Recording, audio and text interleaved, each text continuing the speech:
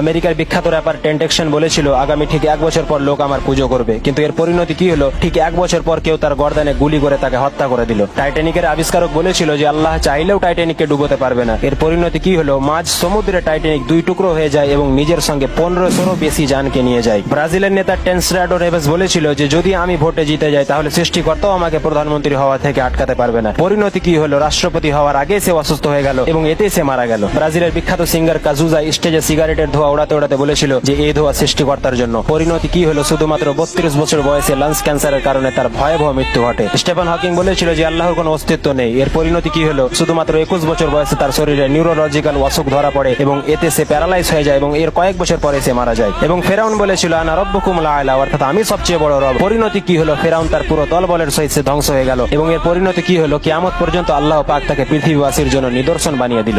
أن أفضح كيد الغاشر